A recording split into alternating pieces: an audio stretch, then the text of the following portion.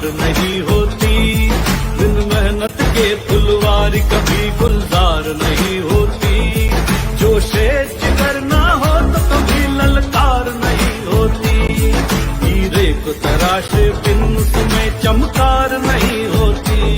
बिन प्रयासों के कुछ भी कभी हासिल नहीं होता, कोशिश करने वालों की कभी हार नहीं होती, कोशिश करने वालों की कभी हार नहीं होती।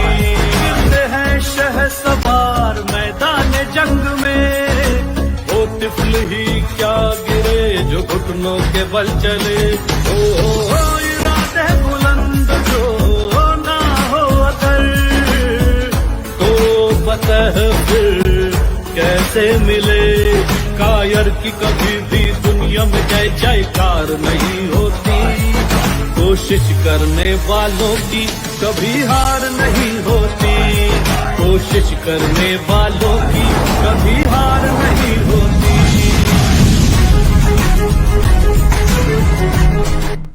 Hi everyone, good afternoon, नमस्ते, सत श्री अकाल, आदाब। Welcome to the RTD show. कोशिश करने वालों की कभी हार नहीं होती। और आप सभी कैसे हो? होप सो आप सभी अच्छे ही होंगे। दोस्तों, हमारे बीच आज एक ऐसी शख्स जुड़ने वाली है जो कि हम सभी के लिए एक इंस्पिरेशन है, जिन्होंने लाखों लोगों को इंस्पायर किया है। बात कर रही हूँ ऑथर कैप्टन प्रताप सिंह मेहता जी की। तो दोस्तों, मिलते हैं हमारे आज के गेस्ट से और जानते हैं उनकी इंस्पायरिंग जर्नी के बारे में। हेलो, प्रणाम सर। प्रणाम, God bless you. Thank you so much sir. और कैसे हो आप? हम बहुत अच्छे हैं एंड जी, very nice. Yes, thank you so much sir and welcome to the RTD show. कोशिश करने वालों की कभी हार नहीं होती। और सर, सबसे पहले तो मैं जानना चाहूंगी कि आपकी लाइफ में भी कभी ऐसे मोमेंट आए हो जब आपने कोशिश की हो और हार नहीं मानी हो?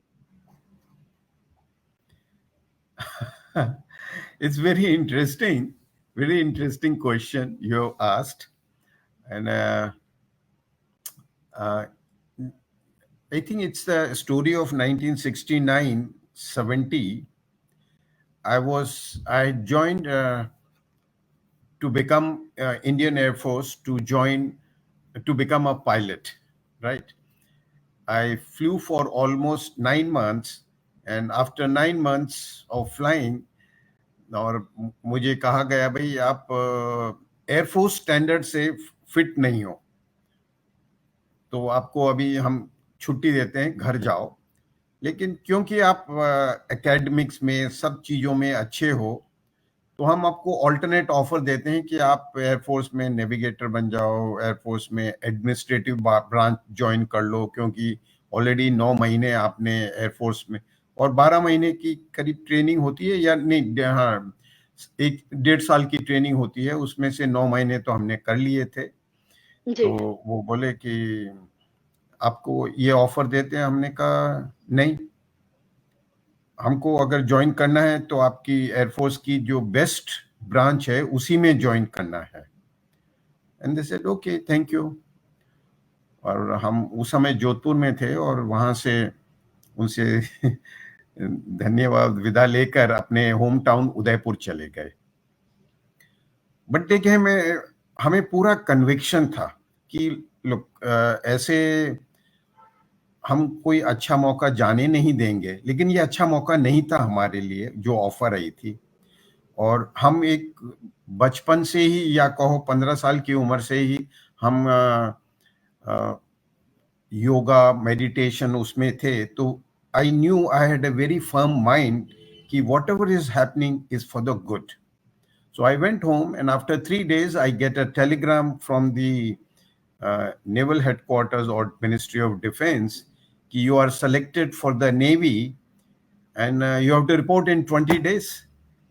oh, And everybody was surprised because I had appeared for some examination 2 years back, and they didn't select me that time. I was very keen to join, but now they said you join. I said yes, I'm joining, and I went to booked myself for the Cochin Naval Academy was in Cochin, and then at that time and I landed up in Naval Academy. And Wow. that was one of my most thinky look. Uh, I must have a firm mind and also keep trying something better and do something which I'm passionate about. Heads of sir. और सच में आपने साबित करके दिखाया है, जो कोशिश करते हैं उनकी कभी हार नहीं होती। और सभी के लिए एक इंस्पिरेशन हो जिस तरह से आपने मेहनत की सर। तो आपकी अगर मैं बात करूँ, आप उदयपुर से हो और आपकी फैमिली का एक इतिहास रहा है। तो मैं सर सबसे पहले आपको आपके बचपन की ओर ले जाना चाहूँगी, आपका बचपन कैसा रहा है सर? बचपन तो ऐसा है, मेरे पिताजी गवर्नमेंट सर्विस में थे, और जी, ये करीब 657 58 की बात है. He was collector Ganganagar at that time. On I जी, was also young, 7 8 years old, and suddenly said कि आपकी मम्मी की तबीयत ठीक नहीं है, हम उनको दिल्ली ले जा रहे हैं. अब मैं इतना समझता नहीं था. हम उधर ही मैं और मेरी सिस्टर, एल्डर सिस्टर, में से 4 साल बड़ी थी. तो हम उस समय मैं अगर 8 साल का था तो वो 12 साल की होंगी या 11 साल की. तो मेरे डैडी उधर गए दिल्ली लेकर. फिर 10 15 दिन बाद हम वहाँ थे हमारे स्टाफ के साथ. We used to have one family maid or a caretaker, you can say. She was with us for almost 20 30 years, and she stayed with us for 50 60 years later on. Okay, rather. So हम हमारे daddy ने हम उसके भरोसे और दूसरे जो staff हैं हमारे बंगलों में उनके भरोसे छोड़कर चले गए. और थोड़े दिनों बाद उस समय कुछ होता नहीं था, सिर्फ एक टेलीग्राम या चिट्ठी आती थी या फोन कॉल. पिताजी वापस आए, बोले भाई sorry, your mother is no more, she passed away.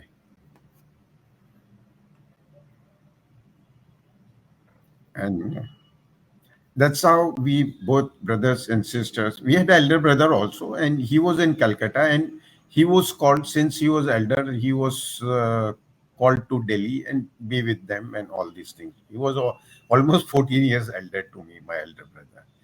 So वो सब कुछ हुँ, समझते हैं दुनियादारी में. We just said, okay, gone तो gone, अभी क्या कर सकते हैं. Then we got transferred, and that maid used to sleep with me at night time, my sister and maid. And वो मेरे को कहानियां सुनाती थी बड़ी बड़ी. और फिर जी, बाद में वो कहानियां उसकी सारी फैमिली कहानियां होती थी, क्योंकि she was already with us for 30 40 years. Her mother in law brought her to our family, and that stories were passed down from mother-in-law to the our present maid or the caretaker. We used to call her Gigi. Gigi. Okay, she used to tell us all these stories of our ancestors, the stories of their chivalry. She used to tell us the stories about how various rituals and functions are taken place, and how some people got married, which she knew about, how some people were born. And later on in जी, I think 59 60, my father got transferred to Udaipur, and that's my native place. And we moved from government bungalow to our own Haveli mansion. It's a huge one. And there also this system continued, someone telling me those stories. And it oh! used to inspire me a lot. And I used to always think ki I could be one of those when I grow up, be the ruler, be the prime minister, or be the, or and they were all prime minister with military powers. That means they were also the commander in chief of the military. तो मेरे को था कि मुझको arm forces join करनी है, and very fascinated by flying.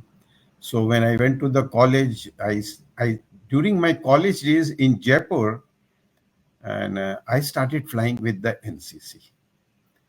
And my commanding officer really liked me, and they said, come, Mehta, and mostly people were addressed by their surnames. Nowadays, it's more trendy to say by the first name. Yes. Those days, it was more of a surname. So I learned my first lessons there in flying, and I was determined, and I joined Air Force, and the rest I told you what it is. Yes yes sir. Yes और sir जिस तरह से आपने बताया जो आपकी family का इतिहास रहा है उसके बारे में सर हम जानना चाहेंगे क्योंकि जो मेवाड़ राज्य के जो प्रधानमंत्री राय पन्नालाल मेहता जी अ, के परपोते हो आप तो ये इसके बारे में हम जानना चाहेंगे सर वो हिस्ट्री क्या थी थोड़ा सा। Okay. जी जी। Thank you. इट्स लगता है आप बहुत अच्छा होमवर्क करके आए हो। And Rai Pannalal ji Mehta ji was prime minister. वो एक और मेवाड़ के अंदर प्राइम मिनिस्टर की पोस्ट को प्रधान बोलते थे, प्रधान के नाम से, प्रधानमंत्री नहीं। वहां पे हर स्टेट में अलग होता है, किस स्टेट जी में दीवान बोलते हैं, किसी स्टेट के अंदर प्रधान बोलते हैं। मेवाड़ स्टेट थी, वहां पे प्रधान कहलाते थे। जी और उनके जो छोटे भाई थे उनका नाम था लक्ष्मीलाल मेहता। और Mehta ji ji ji. Lakshmilal Mehta was the commander in chief of the Mewar army, and Pannalal Mehta, Rai Pannalal, that was Rai was uh, the title given to him by the British government in their investiture ceremony, along with various titles given to the Maharana at that time, and and he was the only one given also the permission to use His Excellency as with the Rai, and no other prime ministers, और भी कोई दूसरे prime minister दूसरी state थे, किसको his excellency महामहिम का खिताब जो उद्बोधन करते हैं उसकी परमिशन नहीं थी। उनको ये खास परमिशन दी गई थी। और जिनके छोटे भाई लक्ष्मीलाल मेहता, मैं उनका 5th जनरेशन में पड़पोता आप ऐसे ओह अब चलो वैसे हूं मैं। ओके। जी जी तो अगर पन्नालाल जी उनके बड़े भाई थे और वो प्राइम मिनिस्टर, तो करीब 24 years he was in office. तो 1968 to 90 1868 to 94 1894, okay, and he was the prime minister, but actual prime minister from 78 to 94। और उससे पहले 68 टू 78 उनको मुंशी कहलाया। एक जैसे काउंसिल ऑफ मिनिस्टर्स होती है आजकल, तो उस समय एक महकमा जी खास एक काउंसिल थी जो मेवाड़ की, उसमें उनको उसका मुंशी नियुक्त किया है। मुंशी का जी मतलब secretary to the council. Okay okay. और उस समय जो प्राइम मिनिस्टर थे, उनको प्राइम मिनिस्टर नहीं बनाया गया क्योंकि वो बहुत यंग थे। पन्नालाल जी करीब जी हार्डली 30 साल की भी उम्र नहीं थी।